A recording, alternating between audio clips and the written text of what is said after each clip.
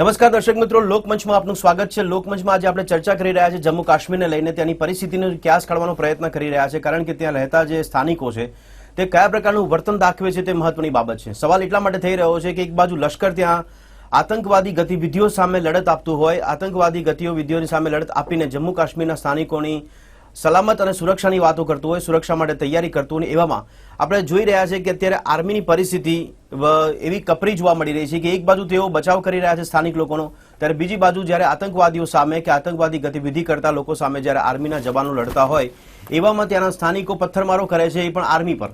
ત્યારે બંને બાજુ કપરી પરિસ્થિતિ જોવા મળતી હોય છે કે શા માટે જમ્મુ કાશ્મીરમાં એવો વર્ગ છે કે જે આતંકવાદીઓને સમર્થન કરી રહ્યું છે કે કેમ, અને એવો વર્ગ છે કે જે પોતાની રક્ષા સલામતી વિચારી રહ્યા છે તેના માટે આર્મીના જવાનો કામ કરતા હોય છે। પણ પરિસ્થિતિ એવા જોવા મળી રહી છે કે તેમાં દિવસે ને દિવસે કોઈ પ્રકારનું નિરાકરણ નથી આવતું, આતંકવાદી ગતિવિધિઓ ત્યાં વધતી જાય છે અને હવે માહોલ ત્યાં બગડતો નજરે પડી રહ્યો છે। એટલા માટે ચર્ચા કરી રહ્યા છે કે પથ્થરમારાની ઘટનાઓ તો આપણે જોઈ રહ્યા છે, પણ સાથે હમણાં જ જે એક માર્ચ કરવામાં આવી હતી સીઆરપીએફના જવાનો દ્વારા, ને તે જવાનોમાં જોવા મળ્યું કે ત્યાંથી જે પસાર થતા સ્થાનિકો હતા, એ સ્થાનિકો દ્વારા એક વિડીયો વાયરલ થયો છે કે જેમાં એક સ્થાનિક છે એ આર્મીના જવાન એટલે કે સીઆરપીએફના જવાનને લાત મારતો નજરે પડ્યો છે, લાત મારતો ગુમા મારતો નજરે પડ્યો છે, અને આ વિડીયો વાયરલ થયો છે। ત્યાર પણ આર્મીનો જવાન કશું જ કરતો નથી, કારણ કે તે સ્થાનિકોનું જ વિચારી રહ્યો છે તેવું પ્રતીતિ થાય છે। અત્યારે મારી સાથે ચર્ચામાં જોડાયા છે આરતી ગૌજા રૈના અને સાથે ભરત બમરૂ કે જેઓ કાશ્મીરી પંડિત છે। તેમની પાસેથી ત્યાંનો ક્યાસ કાઢવાનો પ્રયત્ન કરીશું અને આ પરિસ્થિતિ કેમ વણસી રહી છે તેને પણ સમજવાનો પ્રયત્न કરીશું। आप બંનેનું સ્વાગત છે स्टूडियो में।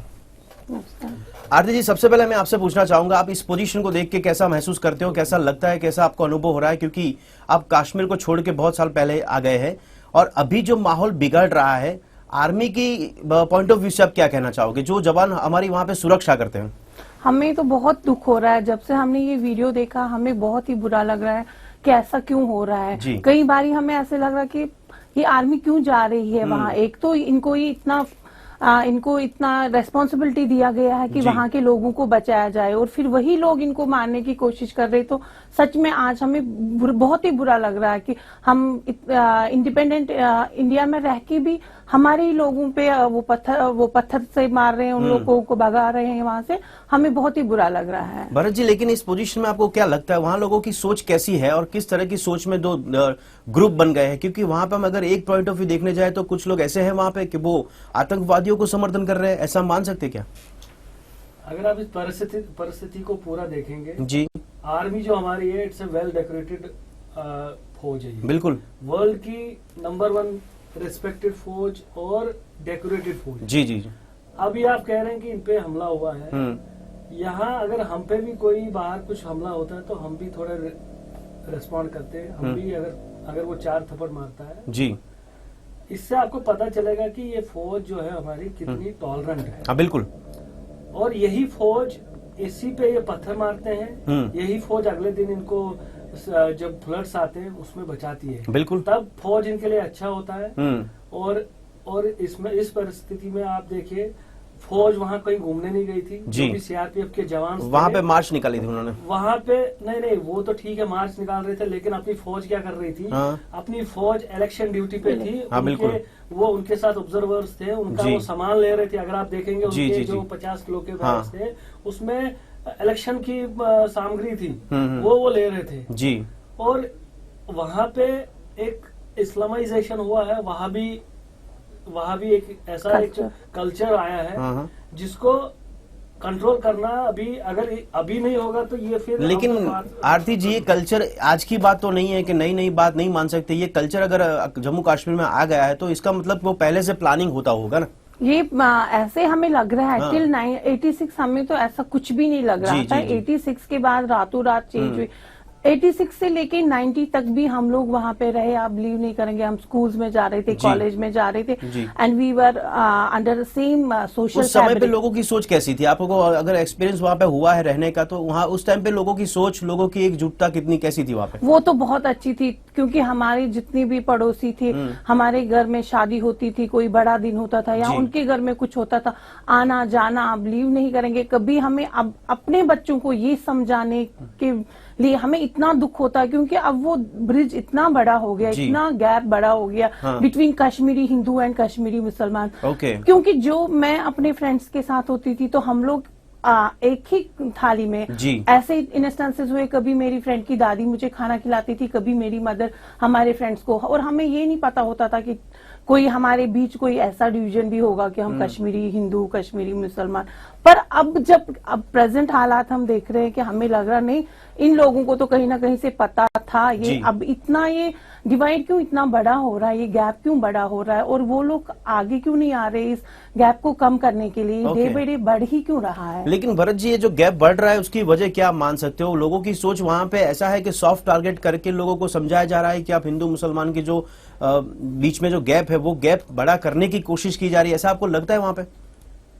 वो तो गैप है ही है, वो तो आप 90 के बाद देखेंगे तो वो गैप बढ़ चुका है जी।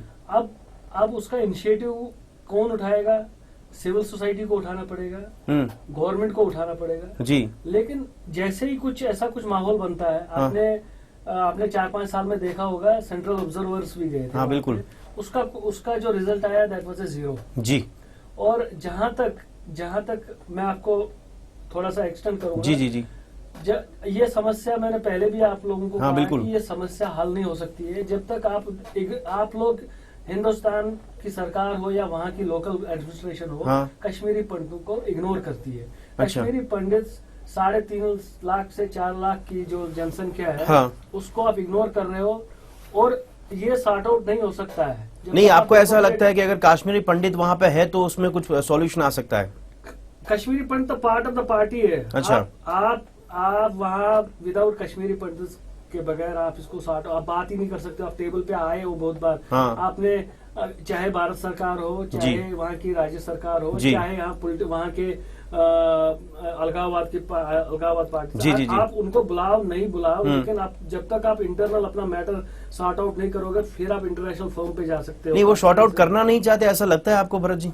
उसमें ऐसा होता है कि जैसे कुछ माहौल बनता है, तो फिर जब वो चलता है तो फिर कुछ ना कुछ अनसर्टेनिटी आती है। पाकिस्तान की तरफ से मेन वहाँ से आता है। हाँ बिल्कुल। अभी अब समर्स आ गए हैं, अब आप देख लेंगे वायलेंस बढ़ जाएगा वापस। जी जी जी। समर्स में जुलाई में जब अमरनाथ यात्रा स्टार्ट होती है जी, और टूरिज्म का ये टाइम आता है, उस टाइम ज्यादा वहाँ माहौल खराब हो जाता है। नहीं, पर भरत जी एक चीज मैं आपसे ये बोलना चाहता हूँ, वहाँ की जो राज्य सरकार की बात करते हो, एक बाजू एक पीडीपी की बात करते हैं, दूसरी तरफ इस बार गठबंधन देखने को मिला है, जो केंद्र की सरकार है वही वहां पे देखने को मिलती है। आपको लगता है कि दोनों साथ में होने के बावजूद भी कोई सॉल्यूशन नहीं मिल रहा है? क्या उनकी सोच अलग अलग है, फिर भी लोगों को दिखाने के लिए साथ में बैठे, ऐसा आपको लगता है? इलेक्शन तो वो लोग अलग अलग लड़े जी। इलेक्शन पीडीपी और बीजेपी अलग अलग लड़ी, बिल्कुल। ये एक अंडरस्टैंडिंग के हिसाब से उन्होंने अभी ये अपना गठबंधन किया है जी। ये गठबंधन इसलिए हुआ था कि 2002 में मुफ्ती मोहम्मद सईद बने थे मुख्यमंत्री वहाँ के। हाँ बिल्कुल। उनको केंद्र में अटल जी थे जी। और ये वही दौर है कि जब अपने यहाँ केंद्र में external affairs minister for state Omar Abdullah थे। हाँ बिल्कुल।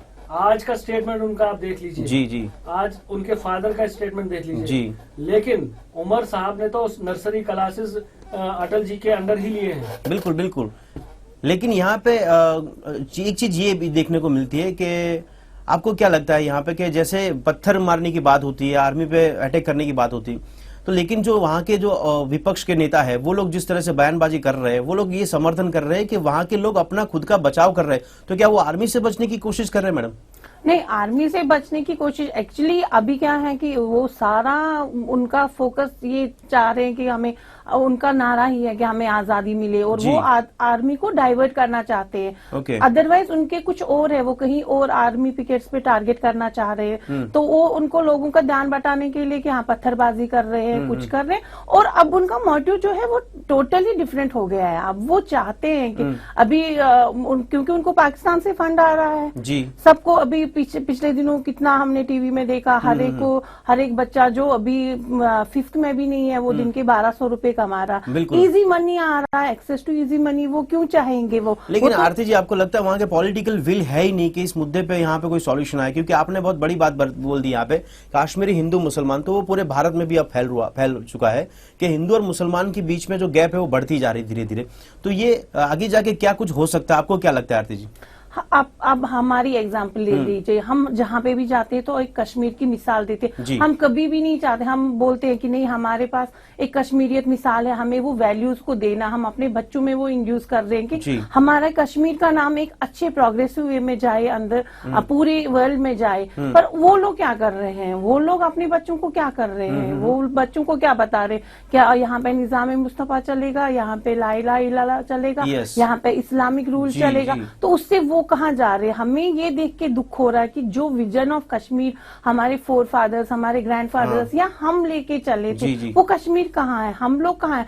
अच्छा, अगर हम इंडिविजुअल वे में देखेंगे, हमारी लाइफ तो ठीक है, हम जा रहे हैं, अपनी जॉब कर रहे हैं, बच्चे पढ़ रहे हैं, हमें बहुत अच्छा एनवायरनमेंट मिल रहा है। पर व्हेन इट कम्स टू, जब हमें ये लगता है कि नहीं देखो, हम we belong to that part of India की जहाँ पे अब हम अपना सोल छोड़ के आए हैं। बिल्कुल। हमें कई बार बहुत मतलब जहनी तौर पे हमें बहुत दुख होता है कि देखो क्या हो रहा है, और हमें सच में ये कश्मीरियत ही है। हम अभी भी देखते किसी मुस्लिम को कोई हर्ट हुआ है, किसी मुस्लिम के वो प्लेट गन लगे हैं, तो हमें रोना आ रहा है, हमारी मदर्स रोती है, वो बोलती देखो क्या हुआ है। क्योंकि नहीं, आपको ये सोच नहीं लगती कि वो तो मुसलमान है इसलिए कोई दिक्कत नहीं अपने को, ऐसा नहीं लगता? नहीं, हमारे यहाँ पे तो ऐसे हमारे वैल्यूज, हमारी अपब्रिंगिंग तो आपके कहने के मुताबिक तो ऐसा लगता है मुझे कि पॉलिटिकली जानबूझ के ये दीवार खड़ी की गई है। ये दीवार खड़ी की गई है क्यों? उन लोगों ने कि उनके अपने वेस्टेड इंटरेस्ट है, तो उनको ये पाकिस्तान का राग अल्पाना है उनको। वो कभी कोई भी अगर इंसान किसी भी समस्या का हल करना चाहेगा तो वो कुछ बेसिक थिंग्स रखेंगे, तो वो कोई बैरियर्स नहीं रखेंगे। ये तो फर्स्ट चीज यही रखते, ये हिंदू है, ये मुसलमान है, यहाँ पे निजाम मुस्तफा चलेगा, बुर्का लगाओ जी। ये जब तक हम लोग थे 1990 में, तब तक हमने कोई ऐसा ये रूढ़िवादी, ये कट्टरपंथी हमने तो कुछ भी नहीं देखा था। हम सब लोग मुस्लिम लड़कियों के साथ इकट्ठे कॉलेज जाना, इकट्ठे स्कूल जाना, इकट्ठे हम पले बढ़े हैं। पर आज अब हम देखते हैं तो हम कितना, कई बार हमें तो कितना दुख होता, हम लोग कितना दूर हो गए हैं। तो आपको अब तो वापस जाने की इच्छा भी नहीं होती होगी कि हम कश्मीरी पंडित है लेकिन हम कश्मीर में वापस जाए, तो ऐसी आपको चाह भी नहीं होती होगी? चाह तो हो रही है, चाह के लिए तो नहीं बोल सकते कि नहीं हो रही, क्योंकि वो तो कश्मीर हमारे खून में बसा हुआ है, कश्मीर को हम नहीं भूल सकते हैं। या कश्मीर के लिए हम कभी भी सोचते हैं तो हम तो वो नहीं कह सकते हम नहीं जाएंगे, बट हम ये सोचते हैं कि कोई ऐसी सरकार आए जो ह्यूमन वैल्यूज में बिलीव करे, जो हम सब लोगों को एक रास्ता दिखाई, नहीं हम सब ह्यूमन। तो एक वजह हम मान सकते हैं यहाँ पे भरत जी के यहाँ पे कश्मीरी पंडितों को वहां से निकलना पड़ा, उसकी वजह भी ये हो सकती है कि वहां पे एक ही मुद्दा चलाओ और वो है हिंदू मुसलमान, बस और कुछ नहीं, तो वहाँ और कोई होना ही नहीं चाहिए, ये भरत जी मान सकते? तो फिर भद्रेश भाई ये मान के चल सकते हैं। आपने एक बात कही कि जैसे आरती बहन ने कहा कि वहाँ पे हम लोग एक साथ रहते थे, तो आपने कहा कि ठीक है, आप हिंदू मुस्लिम के हिसाब से देखेंगे तो ठीक है, वो मर रहे तो मर जी जी जी। लेकिन मैं आपको आश्वासन दे सकता हूँ, आपको बता सकता हूँ कि हमारे खून में ऐसा नहीं है। बिल्कुल। हम 1990 में जब हमको भगा दिया गया था, हम बेघर हुए थे जी, और 2014 में जब वहाँ फ्लड्स आए थे जी, वो भी बेघर हो गए थे, हमने भी रोया था उस समय जी। बिल्कुल, मैंने अगर नहीं रोया है लेकिन हमारे, तो आपका मतलब ये हिंदू मुसलमान के दंगों में आपको भी यहाँ पे जी जलता है कि नहीं, हाँ वहाँ पे ये नहीं होना चाहिए, क्योंकि वो चाहे हिंदू है चाहे मुस्लिम हो। फिर उनके उनमें और हम में क्या फर्क रहा? नहीं, लेकिन इस सारी परिस्थिति के बीच में अगर आपको लगता है कि वहाँ की सरकार, फिर वो चाहे राज्य सरकार कोई भी हो, उसके साथ कोई भी सरकार जुड़ती है, फिर भी कोई भी वहाँ पे सरकार काम कर रही है, तो वही वहाँ पे ज्यादा से ज्यादा जिम्मेवार है इस पोजीशन के लिए? भरत जी, जिम्मेवारी, रेस्पॉन्सिबिलिटी तो उनकी है ना, रेस्पॉन्सिबिलिटी उस सरकार की है। तो दिन ब दिन ये परिस्थिति तो बिगड़ती जा रही है, तो वहाँ की सरकार क्या करती है, इसका मतलब क्या माने? मैं वही कह रहा हूँ, टॉलरेंस से काम करते हैं वहाँ पे, फौज भी अभी आपको मैं बुरहान वानी जब लास्ट जून में उनकी डेथ हुई थी, उसके बाद 2600 सिक्योरिटी फोर्सेज इंजर्ड हुए थे जी जी जी। ये फैक्ट्स है, ये फिगर्स है, ये आप कहीं से भी चेक करा सकते हैं। और उसमें से 200 इंसिडेंट्स हुए थे, और जो 2600 सिक्योरिटी फोर्सेस के, आप वहाँ पे बात कर रहे हो लेकिन एकता की बात कर रहे हो, वहाँ पे बुरहान वानी के लिए वहाँ पे रैलियां निकली थी उनके समर्थन में। वो पॉलिटिकली मोटिवेटेड है। जब मैं क्या कह रहा हूँ, जब इस्लामाइजेशन या वहाबी वहाँ का जो वहाँ पे वहाबिज्म है, जब वो एक साथ होता है जी, तो वहाँ फिर अलग ही माहौल बनता है जी जी जी।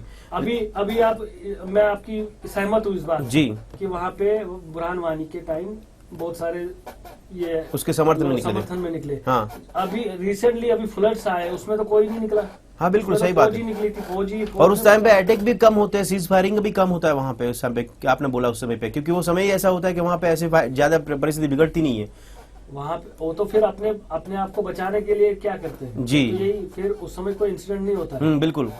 अभी आप आज की स्थिति देखो, इलेक्शन का माहौल है इसलिए, और वो भी अब जब असेंबली के इलेक्शंस होते हैं उसमें वो पार्टिसिपेट अच्छी तरह करते हैं, लेकिन जब पार्लियामेंट के इलेक्शन होते हैं तब वो बोलते हैं कि हम हिंदुस्तान के साथ नहीं है। ओके, दो ऐसा ध्रुवीकरण नहीं ध्रुवीकरण नहीं चल सकता। लेकिन आरती जी, आपको वजह क्या लगती है इसमें? अगर आप बात करें, एक पक्ष है यहाँ पे पॉलिटिकली, एक पक्ष है जनता का, तो दूसरी बात करने जाए तो इन दोनों के बीच में आर्मी की क्या पोजीशन हो सकती है? क्योंकि आर्मी की जो अभी हालत है कि आर्मी उनको बचा भी रही है, वो मार भी खा रही है, तो इन दोनों के बीच में यहाँ पे आर्मी को ज्यादा नुकसान हो रहा है ना, आपको क्या लगता है? हाँ, वो हमारी गवर्नमेंट की गलती है कि अगर हमारी आर्मी मार खा रही तो हमारी आर्मी मार खाने के लिए नहीं है। हाँ बिल्कुल। ये हम कल जब से हमने वो वीडियो देखा, आप बिलीव नहीं करेंगे हमें कितना दुख, हमसे खाना नहीं खाया जा रहा है, क्योंकि वो आर्मी जो बेचारे वहां पे -डिग्री में साइचेन ग्लेशियर पे या जहां कहीं भी वो हमारे लिए खड़े होते हो, कल कोई लोग आके उनको जूते से मारे या कोई, ये तो फिर सरकार का गलत रवैया तो है। वहाँ पे सरकार का कंट्रोल ही नहीं, इसका मतलब भी हम मान सकते हैं आरती जी, आपको लगता है? इस वीडियो से तो ये लग रहा है सरकार कोई कंट्रोल ही नहीं है सरकार का वहाँ पे। ये तो लेकिन सरकार के बहुत बड़े दावे होते हैं वहाँ पे, जैसे वो स्टेटमेंट देते हैं मीडिया के समक्ष, तो वहाँ पे ऐसी बात की जाती है कि हम माहौल को अच्छा बनाने की कोशिश कर रहे हैं। आरती जी, तो उसमें क्या आपको लगता है सच्चाई है कि भाई हाँ वहाँ पे वो काम कर रहे हैं? ये जब हम सरकार की बात सोचते हैं या सुनते हैं, अगर सरकार चाहेगी कश्मीर मसला जो है विदिन 24 आवर्स खत्म हो जाएगा, पर सरकार नहीं चाहती है। क्यों नहीं चाहती? ये क्योंकि इनका वोट बैंक ऐसे चल रहा है, ये चाह ही नहीं रहे, ये सोच रहे ठीक है, अदरवाइज सरकार को आलापने के लिए क्या रहेगा? ये तो कश्मीर, ये तो एक ऐसा राग नहीं, पर ऐसा अगर आप बोलते हो कि उनकी अगर पॉलिटिकल विल नहीं है और वो अपना फायदा वहाँ पे सोच रहे, तो बहुत सारे निर्दोष लोग जो होते हैं वहाँ पे वो मर जाते हैं। दूसरी बात, आर्मी के जवान भी मर जाते हैं वहाँ पे जब अटैक्स होते हैं, तो उसमें तो नुकसान तो लोगों की जान जा रही है ना वहाँ पे। लेकिन वही तो हम ये सोच रहे कि इस टाइम सरकार का, हमें सरकार ये तो बोले कि उनके दिमाग में क्या है। अगर वो दोनों तरफ से सरकार ही कट रही है, यहाँ लोग और बाकी किसी को कोई कुछ ये तो हो नहीं रहा। सरकार तो फर्स्ट अपना आर्मी का प्रोटेक्शन देखना चाहिए, सरकार को लोगों के राइट्स की बात करनी चाहिए, वो तो कहीं भी नहीं हो रही, क्योंकि सरकार इस चीज का हल नहीं निकालना चाहती। लेकिन भरत जी, मैं आपसे ये पूछना चाहता हूँ, अगर आपका कोई, जैसे कि आपका पॉइंट ऑफ व्यू है कि वहाँ पे पोजीशन बिगड़ रही है, दिन ब दिन ये माहौल जो बिगड़ रहा है, उसके लिए आप जिम्मेवार किसको मानोगे? खाली सरकार या फिर आर्मी के जवान या फिर वहाँ के लोगों को? ज्यादातर जिम्मेवार कौन देखने को मिलता है? सरकार है, उधर की पॉलिटिकल और अपनी ये अपना राज्य सरकार है जी। लोग तो है ही, लोग तो है नहीं, पर राज्य सरकार मतलब वहाँ पे काम ही नहीं करे, इसका मतलब तो ये हुआ ना।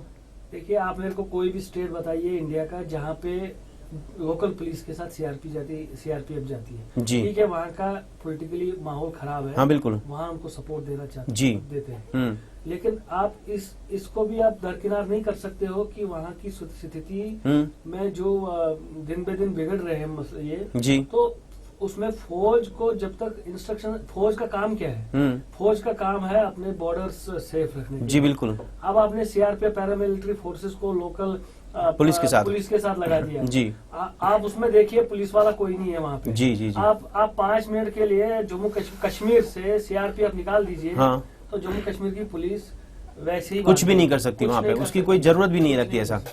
लेकिन तो फिर क्या करे वहाँ पे? अगर पुलिस की कामगिरी नहीं दिखती तो वहाँ पे सीआरपीएफ के जवान तो रखने ही पड़ेंगे ना फिर। वो तो रखना ही पड़ेंगे, वो तो दोनों ही काम करेंगे फिर। तो आप देख लीजिए, कल भी मैं एक्स डीजीपी का जो एक्स डीजी सीआरपीएफ थे जी, उन्होंने भी बोला कि 70-80 कंपनियां रोटेट होती रहती है कश्मीर के लिए, हाँ बिल्कुल। और जबकि सीआरपीएफ का काम ये नहीं है कि इलेक्शन में वहाँ उनका वो पोटली उठाना नहीं, लेकिन आप बोलते हो कि वहाँ चलो सीआरपीएफ का काम ये नहीं है इलेक्शन की पोजीशन संभालने के लिए, लेकिन अगर वो भी काम करते हैं, लेकिन लोगों को क्या दिक्कत है वहाँ पे? जैसे ये वीडियो वायरल हुआ, उसमें लोगों ने गुस्सा उस पे आर्मी के जवान पे क्यों निकाला? इसका मतलब एक्चुअली वहाँ के लोगों का अपब्रिंगिंग ही ऐसा हुआ है, उनको क्या लगा है कि आर्मी जवान है, ये इंडिया है, इंडिया क्या है, ये तुम्हारा दुश्मन है। तो वहाँ पे ग्रास रूट लेवल पे हमें फिर से जाके एक बारी बच्चों के, क्योंकि 90 के बाद जो बच्चों ने देखा उन्होंने तो यही माहौल देखा है, उन्होंने तो कुछ नहीं, पत्थर उठाओ लगाओ, पत्थर लगाओ, और यहाँ इंडियन डॉग्स गो बैक, उन बच्चों को एक्चुअल में अगर पूछा जाएगा बच्चे तुम बताओ तुम्हें तकलीफ क्या है, तुम्हें इंडिया से क्या तकलीफ है, तुम्हें कहाँ पे परेशानी, क्योंकि उनके बुजुर्गों के कहीं से पैसा आ रहा है, वो ये राग अलापना चाहते। ठीक है, तो आपके कहने के मुताबिक ये भी है कि अभी बच्चों को वहाँ पे यही समझाया जा रहा है, सिखाया जा रहा है कि जम्मू कश्मीर वो भारत का हिस्सा ही नहीं है। हाँ, वही उनको समझाया जा रहा है। वो तो जी भरत जी, आप कुछ कहना चाहते थे? मैं वही कहना चाहता था कि वहाँ पे जो मैसेज बच्चों में जाता है जी, आप देख लीजिए 5-6 साल का बच्चा जिसको स्कूल में होना चाहिए था, बिल्कुल रोड पे निकल रहा है सीआरपीएफ के साथ, फिर बोलते हैं कि इन्होंने मार दिया। हाँ जी, रोड पे निकलने का जरूरत ही क्या है। लेकिन वहाँ पे ऐसा माइंडसेट बनाया गया, 2.5-3 साल 4 साल का बच्चा आता है, उसको आप भी इग्नोर बता देंगे कि जी आपको क्या चाहिए। कश्मीरी में बोलेंगे आपको क्या चाहिए, वो बोलेगा मेरे को आजादी चाहिए। ओके, आजादी किससे नहीं चाहिए? पर वो आजादी किससे चाहिए? भारत से चाहिए, हिंदुस्तान से चाहिए। तो ये ऐसा क्यों वहाँ पे बोल रहे हैं, भारत से आजादी क्यों चाहिए? वो तो उनको क्या करना है, उसका मतलब क्या हम निकाल सकते हैं? देखिए, उसका मतलब ये है कि 1947 से ये चल रहा है। उस समय उन्होंने वहाँ पे वॉइस वोट हुआ था कि हम कश्मीर के साथ, ये इंडिया के साथ रहेंगे। पहले उन्होंने कहा था कि हम अलग रहेंगे जी। जब पाकिस्तान ने हमला किया, वहाँ महाराजा थे, महाराजा ने इंडियन गवर्नमेंट से हेल्प मांगा। तो ये वहाँ नहीं, पर वहाँ ऐसा लोग नहीं बोल सकते कि हमें पाकिस्तान से आजादी चाहिए। वो कंड्यूसिव माहौल हमारे गवर्नमेंट को करना पड़ेगा। अच्छा, वो यहाँ की गवर्नमेंट करेगी, राज्य सरकार साथ देगी और करेगी तो हो सकता है उनको कि वहाँ ऐसा सुर मिल सकता है अपने को, हम पाकिस्तान के अपोज में हैं, पाकिस्तान से हमको आजादी चाहिए। उनको इनिशिएटिव लेना पड़ेगा, लोगों को कॉन्फिडेंस में लाना पड़ेगा, कश्मीरी पंडित्स को इकट्ठा लाना पड़ेगा, कश्मीरी मुस्लिम्स, गवर्नमेंट, वो बैठ के इस सोल्यूशन का हल निकाल सकते हैं। मुझे ये समझ में नहीं आ रहा है कि कश्मीरी पंडित इसमें क्या कुछ कर सकते हैं, क्योंकि आप बोलते हो वहाँ पे सरकार कामगिरी कर सकती है, अपना काम कर सकती है, लेकिन अगर उनको इच्छा शक्ति हो तो, पॉलिटिकल विल हो तो, लेकिन कश्मीरी पंडितों को वहाँ बुलाने की जरूरत क्या है? और ऐसे माहौल में तो कहाँ बिठाने की जरूरत उनको? ऐसे माहौल में नहीं, हम वही पुराना माहौल चाहते। क्या आप मानेंगे, अब भी आजकल जितने भी हमें लोकल कश्मीरी मुस्लिम मिलते हैं, वो हमें बोलते हैं जब से कश्मीरी हिंदू यहाँ से चले गए, हमारा एकेडमिक्स, हमारा पढ़ाई खत्म है, हमारा इंसाफ, हमारे घरों में जो इंसाफ था वो खत्म हो गया, हमारी जो शर्म थी वो खत्म हो गई, ये कश्मीरी पंडित अपने साथ ले गए। लेकिन भरत जी, ये कश्मीरी पंडित वहां से निकले हैं जो जहां पे रहते हैं, तो वो उस सरकार को बोल सकते हैं, राज्य सरकार को बोल सकते हैं, भारत की केंद्र सरकार को भी बोल सकते हैं ना। अब यही चीज केंद्र सरकार से भी बात कर सकते हैं कि हम कश्मीरी पंडित को वहां पे बिठाओ, इसका मसला जो है उसको हम निकाल सकते हैं, तो वो आप केंद्र सरकार को बोल सकते हो ना। लेकिन नहीं, आप इसको अलग से देख रहे हैं जी। आप समझ रहे हैं कि हम बोलते हैं बैठना, हम सरकार में बैठेंगे जी। हम सरकार की बात नहीं कर रहे, हम कर रहे हैं कि पीसफुल माहौल कैसे आएगा। हाँ बिल्कुल। और जहाँ तक हमारी बात है, कश्मीरी पंडितों की बात है, ये आज की मुख्यमंत्री है जी, उसने भी पार्लियामेंट में ये कबूला है कि ये 90 में ये निकल गए, इनको निकलना पड़ा। हाँ। और ये खजाना लेके गए हैं। ओके। वो खजाना क्या है, वो एजुकेशन है। अच्छा। ये उसने पार्लियामेंट में एक्सेप्ट किया है। बिल्कुल।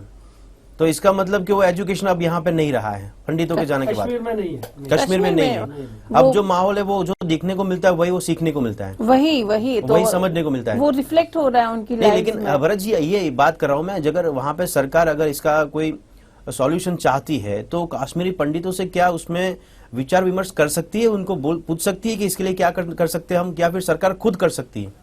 नहीं, पीस आने के लिए हम भी पार्टी होना चाहिए जी। हम भी टेबल पे बैठेंगे और पीस की बात करेंगे। बाकी जो अभी हो रहा है वहाँ पे पत्थर हम उसको जस्टिफाई नहीं करेंगे, वहाँ सकते हैं। लेकिन एक इसमें अंत में ये है कि आरती जी, आपको लगता है कि वहाँ की राज्य सरकार की कोई इच्छा शक्ति नहीं है? नहीं है। अगर और साथ में जुड़ी हुई बीजेपी गवर्नमेंट, जो बीजेपी पक्ष है, वो भी उनको नहीं चाहते कि ऐसा माहौल यहाँ पे शांति हो, सब बने। अभी ऐसा उन्होंने कोशिश तो की, पर कोई उनकी कोशिश का उतना रंग नहीं लाया। ठीक है। हमें ये लग रहा है कि जहाँ पे भी कश्मीरी पंडित्स की बात आती है तो हमारा वोट बैंक ज्यादा नहीं है जी। बट अगर गवर्नमेंट चाहे तो वो सब फिरकों को साथ मिला के इस का हल जरूर निकलेगा, पर उनको इनिशिएटिव यानी पॉलिटिकल विल की ज्यादा જરૂરત છે। તો દર્શક મિત્રો, જમ્મુ કાશ્મીરનો જે મુદ્દો છે એ કદાચ આપણે કહી શકીએ છીએ કે સમગ્ર ભારતમાં પણ ઘણી એવી મોટી સમસ્યાઓ છે કે જે સમસ્યાઓ હલ ન થાય એમાં રાજકીય પાર્ટીઓને બહુ રસ હોય છે, અને એવું જ કદાચ ક્યાંક જમ્મુ કાશ્મીરમાં જોવા મળી રહ્યું છે કે ત્યાંની રાજ્ય સરકાર હોય અને સાથે તેમના સમર્થનમાં કેન્દ્ર સરકાર પણ બેઠી હોય, તેમ છતાં પણ વર્ષોથી આ મુદ્દા પર હલ નથી આવતો અને હવે તો પરિસ્થિતિ દિવસે ને દિવસે જમ્મુ કાશ્મીરમાં બગડતી જાય છે, જેમાં આપણે જોઈ રહ્યા છીએ કે નિર્દોષ નાગરિકો પણ ભોગ બને છે અને સાથે આર્મીના જવાનો પણ ભોગ બને છે. આ નુકસાન કદાચ સરકારને કેમ જોવા નથી મળતું અને એની પર ગંભીર ચિંતા કરવા માટે કેમ સમય નથી ફાળવતા એ ખૂબ જ મહત્વની બાબત છે. અને એટલા માટે જ કાશ્મીરી પંડિતો ત્યાંથી નીકળ્યા હોય તેમ છતાં પણ આ માહોલને લઈને જ્યાં પણ બેઠા છે ત્યાં ચિંતા કરી રહ્યા છે. આ ચર્ચાને અહીંયા સમાપ્ત કરે છે. ચર્ચામાં આપને ભાગ લઈએ એટલે આપકા ધન્યવાદ. ધન્યવાદ. થેન્ક યુ જી. તો ફરી મળીશું દર્શક મિત્રો લોકમંચમાં એક નવા વિષય સાથે. ત્યાં સુધી રજા આપશો. નમસ્કાર.